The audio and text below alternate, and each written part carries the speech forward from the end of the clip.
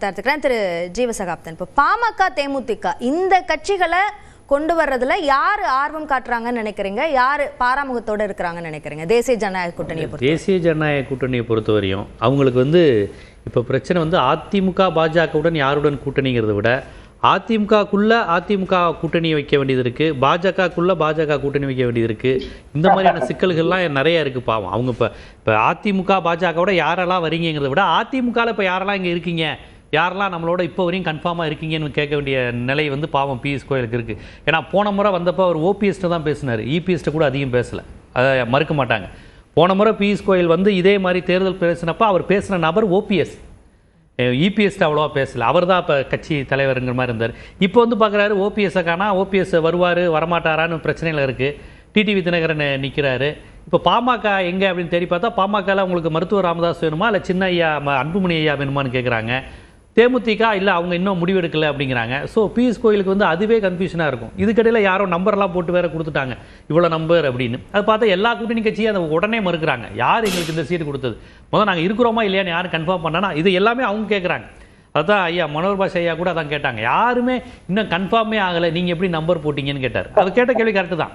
அவர் அதான் கேட்குறாரு, யார் இருக்கிறோன்னு இன்னும் கன்ஃபார்மே பண்ணாமல் நாங்கள் இருக்கிறோம், இல்லை நீங்கள் பாட்டுங்க நம்பர் 6, 3, 23 போட்டிருக்கீங்க, பாமக 23னா ரெண்டும் சேர்த்தா ஒன்றுக்கு மட்டுமா, இல்லை அப்போ தனித்தனியாக பிரித்து 11 கொடுக்க போகிறீங்களா அப்படிங்கிற கன்ஃபியூஷன் தான் இருக்கும். பியூஷ் கோயிலே ஒரு கன்ஃபியூஷனான மனிதனில் தான் வந்திருப்பார். ஏன்னா போன முறை பார்த்த நிலை வேற, இப்போ நிலை வேற, இருக்கிறாங்களா இல்லையான்னு தெரியல, கட்சிக்குள்ளேயே இருக்கிறாங்களா இல்லையான்னு தெரியல. இது ஒரு முதற்கட்டமான ஒரு சந்திப்பு தான், இதற்கு பிறகு இந்த குழப்பங்கள்லாம் சரியாகும்னு சொல்றாங்க அவங்க தரப்புல இருந்து. இல்லை, குழப்பங்கள் சரியாகும்னா ஒரு சந்திப்புக்கு ஏதாவது ஒரு முகாந்திரம் இருக்கணும், அடுத்ததுக்கு லீடு கொடுக்குறதுன்னு சொல்லுவாங்க, அந்த மாதிரி ஏதாவது ஒன்று இருக்கணும். இங்கே ஏதாவது நடந்திருக்கா? ஓபிஎஸ் இப்போ இவர் வருவதற்கு முன்னாடி இருந்த நிலை என்ன, இப்போ உள்ள நிலை என்ன அப்படி பாருங்கள். இபிஎஸ்ஸே ஏற்க மாட்டேன் டிடிவி, இபிஎஸ்ஸே ஏற்க மாட்டேன் ஓபிஎஸ் டிடிவி இங்கே வரக்கூடாது இபிஎஸ். இந்த நிலையிலிருந்து ஏதாவது மாறி இருக்கா? இந்த நிலையிலேருந்து நாங்கள் மாறிட்டோம், இபிஎஸ் டிடிவியும் ஓபிஎஸ் நம்ம கூட்டணிக்கு வரட்டும், நம்ம கட்சிக்காரங்க தானே, நம்மளாம் சேர்ந்து தானே நிற்கிறோம் அப்படிங்கிற ஸ்டேட்மெண்ட் இபிஎஸ் தரப்புலேருந்து வந்திருக்கான்னு கேட்டால் இதுவரை இல்லை.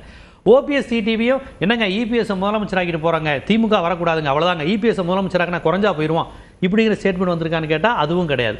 அப்போ நீங்கள் இந்த மரியாதை நிமித்தமான சந்திப்புனா அந்த சந்திப்புக்கு ஏதாவது ஒரு அர்த்தம் இருக்குல்ல. பிஎஸ் கோயிலுக்கு ஒன்றும் சென்னை கிளைமேட் பிடிச்சா அங்கே வந்திருக்க சும்மா ஒரு ரெஸ்ட் எடுக்க வந்திருக்க போறாரு, கண்டிப்பாக அவர் அலைன்ஸ் பேச தான் வந்திருக்காரு. இப்போ அலைன்ஸ் பார்க்க அவர் அதுதான் முழிக்கிறாரு.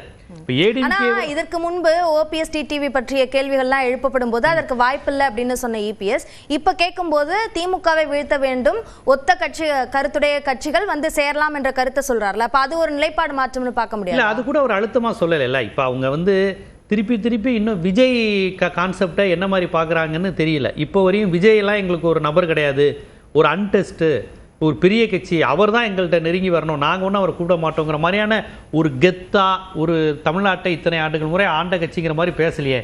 இப்போயே அவங்க விஜய் வரட்டுமோ, விஜய் வந்தாலும் வருவாரா அப்படிங்கிற மாதிரியான ஒரு நிலையில் தானே இருக்காங்க. எங்கே சொல்லுங்க பார்ப்போம். சார் நாங்களாம் யாரையும் நம்பி இல்லை, போதும் டிடி இருக்கிற கூட்டணி வலுவாக வந்தால் போதுன்னு சொல்லுங்க பார்ப்போம். இன்னும் விஜய் அப்படிங்கிற ஒரு ஆப்ஷனை வச்சுருக்கிற மாதிரி தான் தெரியுது. இந்த நிலையில் ஓபிஎஸும் விஜய்கிட்ட போகக்கூடிய வாய்ப்பு இருக்குது அப்படிங்கிற மாதிரி விஷயத்தையும் சொல்கிறாங்க. ஓபிஎஸ் விஜய்கிட்ட போவாரான்னு கேட்டால் அவர் அங்கே போய் எங்கே ஜெயிக்க போகிறாரு அப்படிங்கிறாங்க. ஆனால் விஜய் இவங்க கூப்பிட்றாங்களான்னு பார்த்தா விஜய் கூப்பிடக்கூடிய ஆப்ஷனை இன்னும் வச்சுருக்கிறாங்க. இது எவ்வளோ குழப்பம் பாருங்கள். அதாவது இவங்களோட ஒருத்தர் வருவாரா அப்படின்னு கேட்டால் அவர் அங்கே போனால் தோற்றுருவாருங்கிறாங்க. ஆனால் அவங்க எங்கே போகிறாங்களோ அவரை இவரையும் கூப்பிட்றாங்க. இது எவ்வளோ பெரிய இடியாப்ப சிக்கலாக இது இருக்குது பாருங்கள். அப்போ இது இப்போ நமக்கே இவ்வளோ குழம்புதுன்னா பிஎஸ் கோயிலுக்கு எவ்வளோ குழம்பி இருக்கும், அது என்ன எதை எப்படி கொண்டு போகிறதுன்னு. ஏற்கனவே அங்கே செங்கோட்டையன் போயிருக்கிறாரு. செங்கோட்டையன் 3 நாளைக்கு முன்னாடி அமித்ஷா சொல்படி தான் செயல்பட்டேன்னு சொன்னவர் தான் அங்கே போனார். ஸோ அவரும் இதே லிங்கில் தான் வர்றாரு. விஜய் கூட்டணிங்கிறத நீங்கள் உடனே அதிமுக பாஜக கூட்டணிலேருந்து ரொம்ப பிரித்து பார்க்க வேணாம். கண்ட்ரோல், அசைன்மெண்ட்டு, கமெண்ட்மெண்ட் எல்லாம் ஒரு இடத்துல தான் வருது. இதை இவங்க எப்படி கொண்டு போகிறாங்க எல்லாம் நம்ம கண்ட்ரோலில் தான் இருக்குங்கிறதுல பிஜேபி தெளிவாக இருக்குது. செங்கோட்டையன் விஜய் ஒரு பக்கம், ஓபிஎஸ் டிடிவி இபிஎஸ் இவங்களுக்குள்ளே நடக்கிற சண்டையை நம்ம எப்படி தீர்க்க போகிறோம், இந்த ஈகோ சண்டையை எப்படி தீர்க்க போகிறோம், இவர் சிஎம்னா இவர் ஏற்றுக்க மாட்டார், இவரை கொண்டு வரது அவர், இந்த பிரச்சனை தான் அவங்களுக்கு இருக்கே ஒழிய மற்றபடி இவங்க எல்லாருமே ஒரே அலைன்மெண்ட்டில் தான் இருக்கிறாங்க, மற்றபடி வேறு இஷ்யூ கிடையாது. இப்போ பிரச்சனை என்னென்னா, இப்போ இவர் சொல்கிறாரு டிடிவி தனித்து போனால் தோற்று போயிடுவாருன்னு. ஆனால் உண்மை என்னென்னா டிடிவி தனித்து போனால் டிடிவி தோற்று போகிறாரு, ஓபிஎஸ் தோற்று போகிறாரு இருக்கட்டும், அவங்க ரெண்டும் தனிச்சு போனாங்கன்னா சவுத்தில் ஏடிஎம்கேனுடைய தோல்வி உறுதியாகுது. டிடிவியும் ஓபிஎஸும் தனிச்சு போய் அவங்க தோற்று போகிறாங்க, அதை விடுங்க. இவங்க அதிமுக சவுத்துல அவங்களுடைய நிலை என்ன? கடந்த மக்களவை தேர்தலில் அத மனதுல வச்சுதானே பாஜக தொடர்ந்து அவங்களை பாஜக அதை முயற்சி சேர்க்கணும்னு பண்றாங்க. நினைக்கிறாங்க. பாஜக அவங்க தனியா பாஜக டிடிவி அலைன்ஸ் போட்டு தானே கடந்த முறை இரட்டலை தோக்கடிச்சாங்க. இதே பாஜக தானங்க ஏடிஎம்கே தோக்கடிச்சிச்சு. இரட்டை இலைங்கிற பாரம்பரியமான சின்னத்தை இரட்டை இலை கோட்டையான ராமநாதபுரத்திலையும் மதுரையிலையும் திருநெல்வேலியிலையும் 3வது இடத்துக்கு போக வச்சிச்சு பாஜக தான். அதிமுகவுக்கு துரோகம் செய்தவர்கள்னா யார்? பாஜக விட துரோகம் செஞ்சவங்க அதிமுக வேற யார் இருக்க போறாங்க? அதிமுக தான கூட்டணியை மறுத்துட்டு போனாங்க. அது இருக்கட்டும் சார். நீங்க போயிட்டு அப்புறம் நாங்க தோக்கடிச்சோம்னா எப்படிங்க பாஜக தோக்கடிச்சு?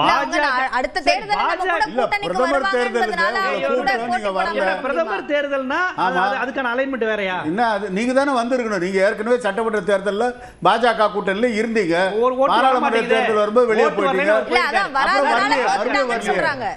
பாஜகவை சொன்னா நீங்க ஏன் சார் இவ்வளவு டென்ஷன் ஆறீங்க? இல்ல சார், நீங்க எல்லாத்துக்கும் பாஜக தான் காரணம். கண்டிப்பா எங்க கூட்டணி தலைமை சார், எங்க கூட்டணி தமிழ்நாடு உங்க கூட்டணி தலைமை தான் சில்லு சில்லா செதறு தேங்காவா ஆக்கியிருக்கே அதிமுகவை.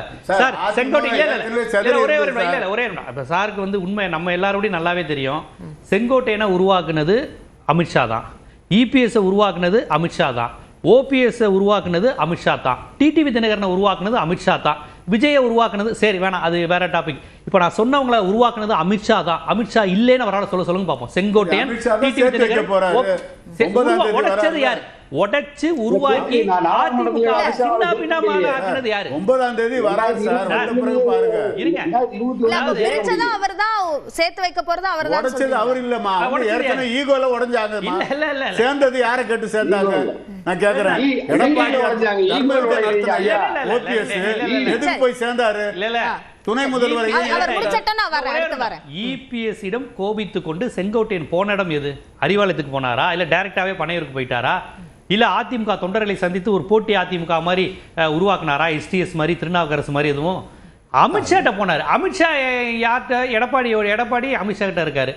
இவங்க பாஸ் எல்லாம் அவங்க தான் முடிவு பண்ணிட்டு அசகாராவட்டுக்கு இவங்க ஆபீஸ் எப்பயோ ஷிஃப்ட் பண்ணிட்டாங்க.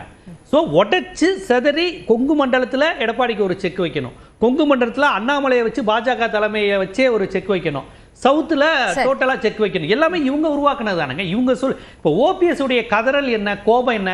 நீங்க சொல்றபடி தானே நான் செஞ்சேன். அவரா பாவம் முடிவு எடுத்தாரு. ஓபிஎஸ்னா அவராவா முடிவு எடுத்தாரு. நீங்க சொல்றபடி செஞ்சு கடைசியில் இபிஎஸ்க்கு முக்கியத்துவம் தரீங்க, என்னை பார்க்க கூட அனுமதிக்கல.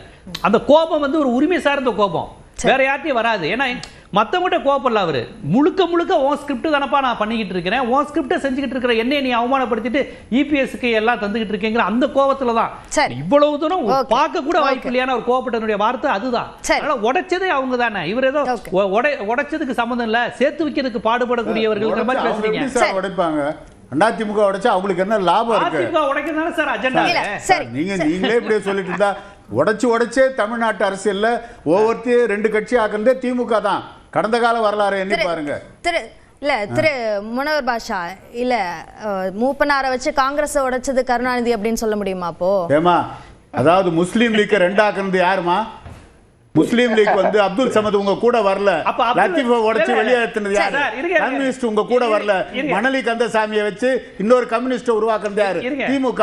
ஆக இந்தியாவுக்கே வழிகாட்டுனவங்க தமிழ்நாட்டில் சொல்லுவாங்க. அப்ப நீங்க காங்கிரஸ்ல இருந்தீங்க, அப்ப அதை ஒத்துக்குவீங்களா? திமுக உடைச்சது காங்கிரஸ் தான் அப்படின்னு சொல்லுவாங்க. அந்த சமயத்துல காங்கிரஸ்ல நீங்க இருந்தீங்க, அப்ப அதை ஒத்துக்க முடியுமா? காங்கிரஸா? ஆமா, அப்படிதானே சொல்லப்பட்டது, பேசப்பட்டது. 72 அப்ப அவர் ஒட்டு காங்கிரஸ் தான் சொன்னாங்க. அதிமுக ஒட்டு காங்கிரஸ் திமுக சொல்லுச்சு. ஆனா அதே காங்கிரஸோட திமுக சேர்ந்தது. அதே காங்கிரஸோட 72ல அண்ணா எம்ஜிஆர் வெளியே வந்தாரு. 80ல போய் சேர்ந்தாங்களா இல்லையா? நான் கேக்குறேன். உங்களை ஒழிக்கிறதுக்கு தானே எம்ஜிஆர் வெளியே வந்தாரு. அது காங்கிரஸ் தான் காரணம். அந்த காங்கிரஸோட எப்படி போய் சேர்ந்தாங்க? அப்துல் சமதும் லத்தீஃபுக்கும் ஈகோ பிரச்சனை இல்ல, கலைஞர் தான் பிரச்சனை.